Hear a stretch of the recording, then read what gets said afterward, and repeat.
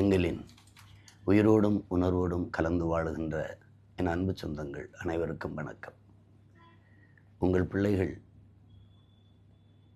தமிழ்நாடு சட்டசபை தேர்தலுக்கு நடந்து கொண்டிருக்கிறது. அதிலே 234 தொகுதியிலும் போட்டியிடுகிறோம். நீங்கள் அறிந்தது தான். எப்போதும் போல நமக்கு இருக்கிற ஒரே நெருக்கடி நிதிதான்.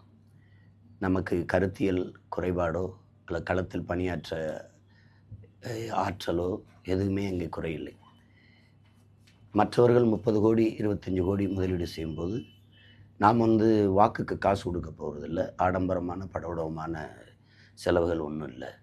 ஆனால் அந்த துண்டறிக்கை அடித்து கொடுக்க, வேலை செய்கிற பிள்ளைகளுக்கு உணவு, எரிபொருள் நிரப்பிக்கொள்ள, இந்த அடிப்படை தேவைக்கு தான் நமக்கு பணம் தேவைப்படுகிறது. அதை நீங்கள் பார்ப்பீர்கள். மற்றவர்கள் வாக்கை கொடுத்து காசை கொடுத்து வாக்கை வாங்குகிற நிலை தான் இங்கே இருக்கிறது.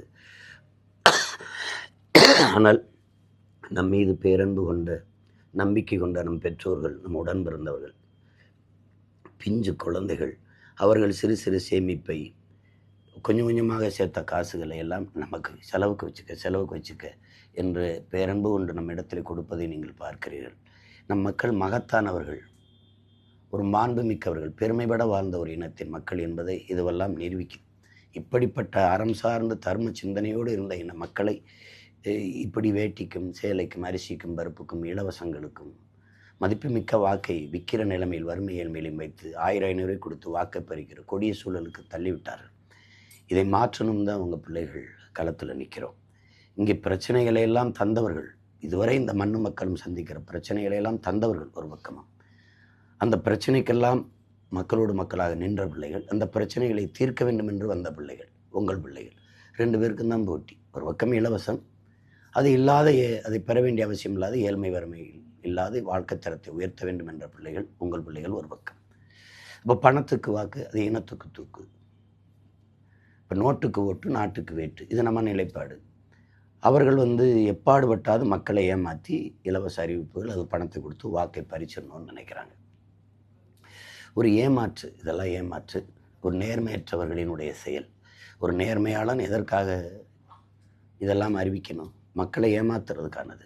மக்கள் மனதுக்குள்ளே ஒரு ஆசையை தூண்டி அவங்களை எப்படியாவது அதை கவர்ச்சி வார்த்தைகளால் இழுத்து தன் வாக்கை எப்படியாவது பெற்று, இது பெறுறதில்லை, வாங்கிறது. வாங்கி பதவிக்கு வந்துடணும்னு நினைக்கிறாங்க. நம்ம இதை மாற்றணும்னு நினைக்கிறோம். அவங்க ஏமாற்ற நினைக்கிறாங்க, மாற்றணும்னு நினைக்கிறோம். இப்போ இதுதான் இங்கே இருக்கிற போட்டியே. ஒருத்தர் 2000ங்கிறாரு அம்மாவுக்கு, அக்காவுக்கு, இன்னொருத்தர் 2000ங்கிறாரு, இன்னொருத்தர் 2500 ஏலம் போடுறாங்க. என் இன மக்களின், என் பெற்றோர்களின் மானத்தை, இந்த மண்ணின் மக்களின் மானத்தை ஏலம் போடுறாங்க. இப்போ இலவசத்தில் இழக்கிற பணத்தை எங்கேருந்து எடுப்பாங்கன்னா எங்கே, அது மக்கள்கிட்ட தான் எடுக்கணும். அத்தியாவசியமான பயன்பாட்டில் இருக்கிற பொருட்களில், அப்போ மின்சாரம், வீடு, சொத்து வரி, அப்படியே அத்தியாவசியமான இப்போ இந்த பத்திரப்பதிவு, இதெல்லாம் பன்மடங்கு கட்டணத்தை, விலையை உயர்த்தி எடுப்பாங்க. இது ஒரு கொடுமையான ஆட்சி முறைன்னு நம்ம நினைக்கிறோம்.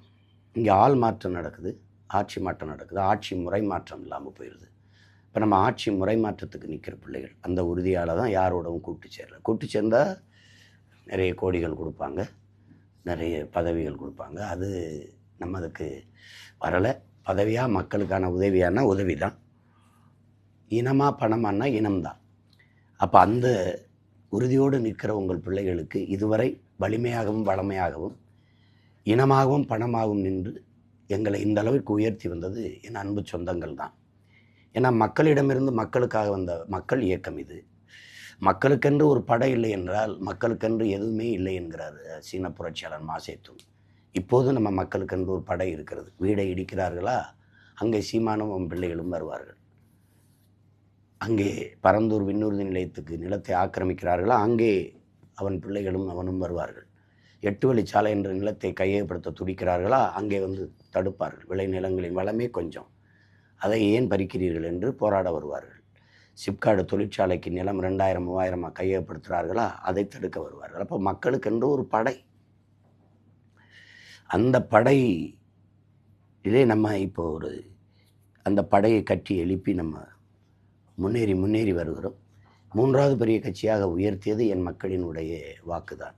அதை முதலாவது பெரிய கட்சியாக உயர்த்தப் போவதும் என் மக்கள் எங்கள் மீது வைத்திருக்க நம்பிக்கையும் அவள் செலுத்தப் போகும் வாக்குதான்.